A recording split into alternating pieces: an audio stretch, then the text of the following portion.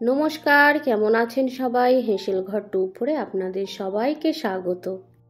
আজ কোনো তরকারিপাতির রেসিপি না, আজকে চলে এসেছি সোজা চাটনির রেসিপি নিয়ে। সঙ্গে থেকে পুরো ভিডিওটা দেখার অনুরোধ রইল। পেঁপে নিয়েছি, পেঁপেটা এরকম পাতলা পাতলা করে কেটে ছোট ছোট করে কেটে নিয়েছি। পেঁপের প্লাস্টিক চাটনি বানাবো একদম ভোজবাড়ির মতন। আমার রেসিপিটা ফলো করে আপনারাও বাড়িতে ট্রাই করবেন। এইরকম চাটনি একদম হুবহু অনুষ্ঠান বাড়ির মতন লাগবে। আর নিয়েছি পাতিলেবু, কাজু, কিশমিশ, যেগুলো আমি চাটনিতে ব্যবহার করব। আর একটা ছোট্ট কথা বলে দিই, কাজু কিশমিশটা আমার চাটনি অনুপাত আমি নিয়েছি।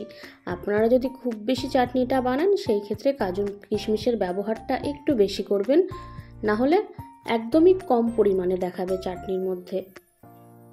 কড়াইয়ে সাদা তেল দিয়ে তেল গরম করে দিয়ে দিয়েছি একটা শুকনো লঙ্কা ফোড়নে।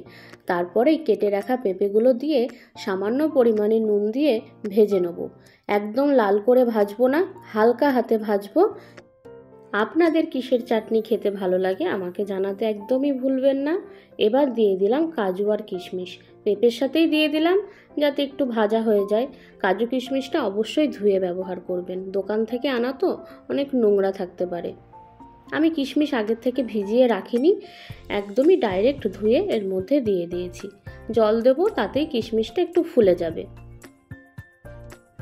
জল দিয়ে দিলাম পরিমাণ মতো। পেঁপেটা হালকা সেদ্ধ করার মতনই জলের ব্যবহারটা করলাম, খুব বেশি অতিরিক্ত জল দেওয়ার দরকার নেই।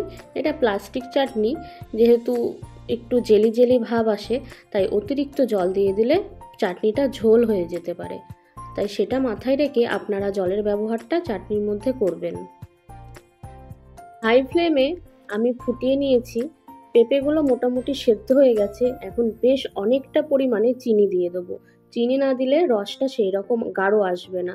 আর এটা যেহেতু প্লাস্টিক চাটনি আপনাদেরকে বলছি, তাই চিনির পরিমাণটা বেশ ভালো পরিমাণেই ব্যবহার করতে হবে, যাতে জিনিসটা জেলি জেলি ভাব আসে। গ্যাসের ফ্লেম হাই রেখে ভালো করে ফুটিয়ে নেব।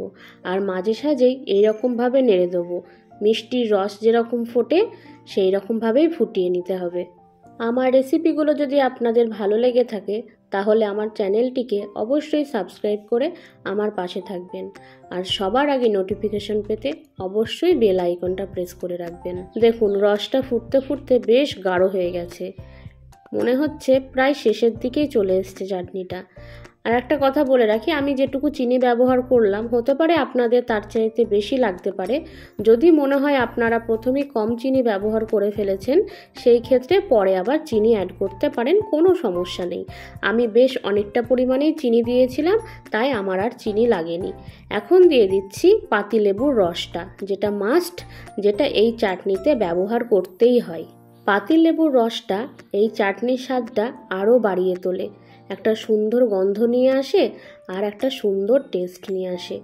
লেবুর রস দেওয়ার পর চাটনিটা আর ফোটানোর প্রয়োজন পড়ে না, কারণ লেবুর রস যদি ব্যবহার করার পর চাটনিটা আবার ফোটানো যায় তাহলে চাটনিটা তেতো হয়ে যাবে। গ্যাসের ফ্লেম অফ করে চাটনিটা একটু ঠান্ডা করে আমি একটা পাত্রে তুলে নিয়েছি আপনাদের দেখানোর জন্য।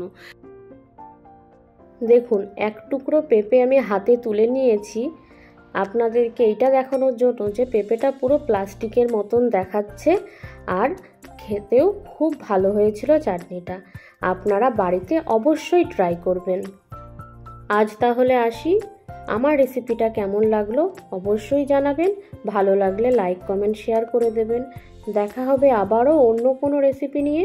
ভালো থাকবেন, সুস্থ থাকবেন। নমস্কার।